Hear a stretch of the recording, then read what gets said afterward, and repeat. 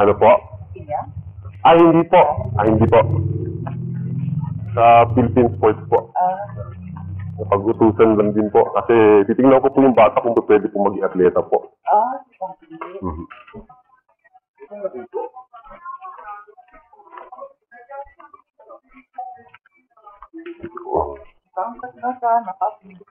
Ay, maano po yan. Mahata na po. Patrick! Tao po!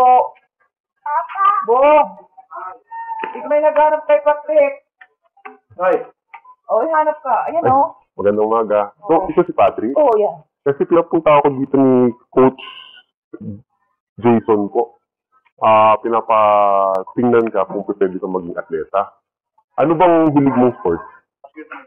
Basketball.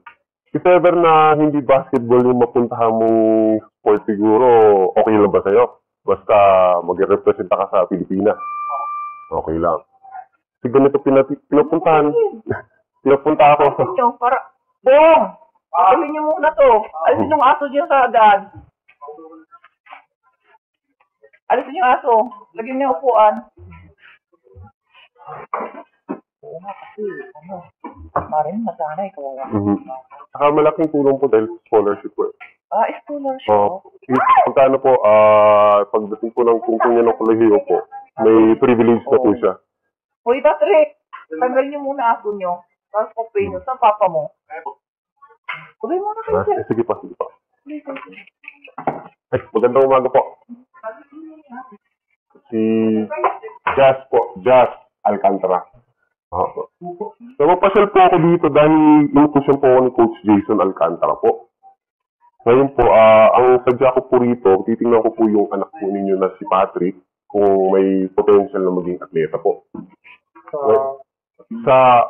Hindi po siya, ang pagkakalam ko kasi parang nagkakilala ata itong si Sir Eddie, yung parang kapatid ata po nung misis ata po ninyo.